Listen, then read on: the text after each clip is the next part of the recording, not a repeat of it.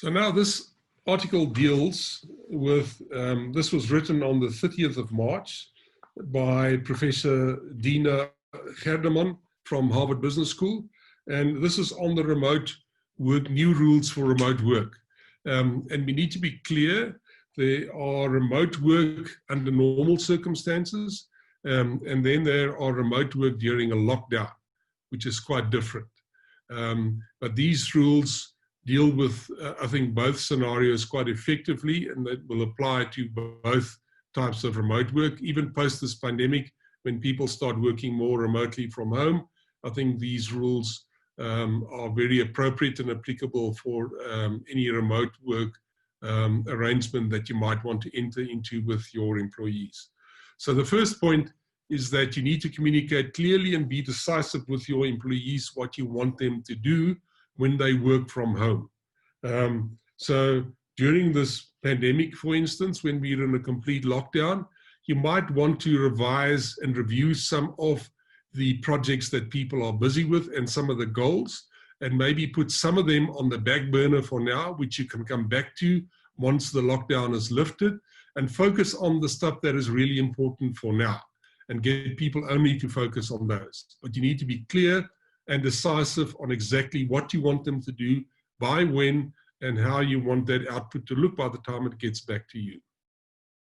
The second point is on lead by example. You must make sure that you lead by example. So when you tell your employees to do something, make sure that you function in the same way, that you do the same things. We underestimate how often people emulate the behavior that we have at work, and how they copy exactly what we do. So often not what we say, but what we do is more important to employees. And during a crisis like this, to lead by example is extremely important. The third point, be extra flexible.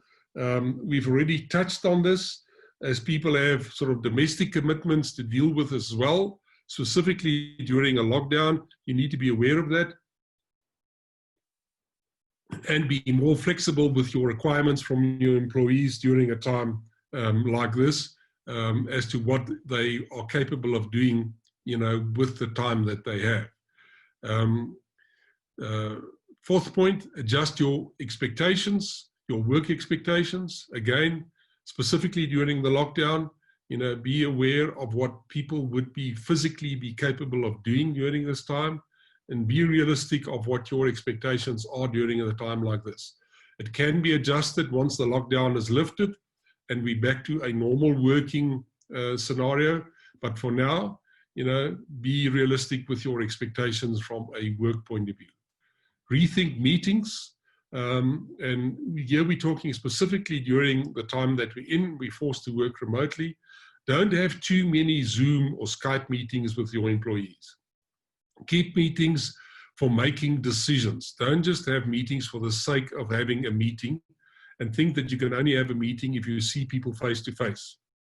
So it's important that you need to work asynchronously as well, and not just synchronously.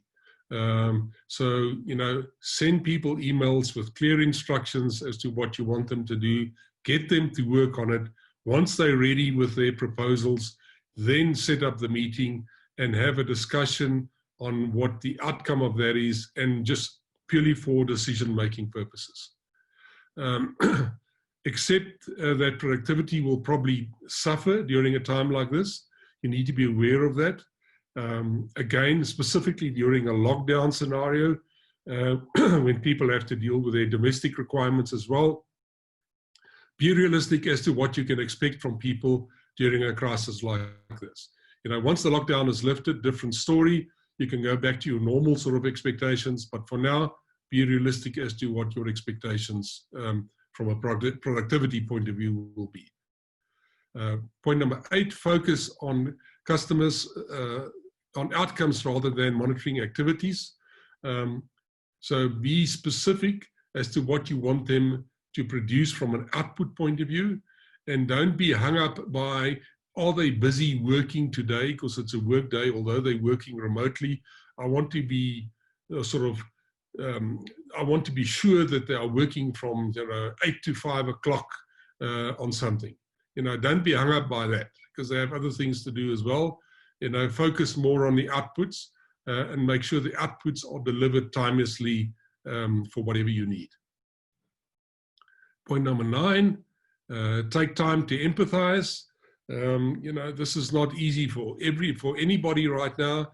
Make sure that you empathize people, allow them to talk to their colleagues and share their frustrations and concerns and uncertainties with each other, and allow them to vent, to make sure that they have time to blow off steam. And again, the last point is made by this professor as well. Set up time for people to socialize on these various online platforms that we have. Set up an online session for them to have chats, just to have drinks, just purely from a social point of view, and not just for work purposes only. As mentioned before, people are social beings and they need time to socialize to make sure that they stay sane mentally as well during a crisis like this.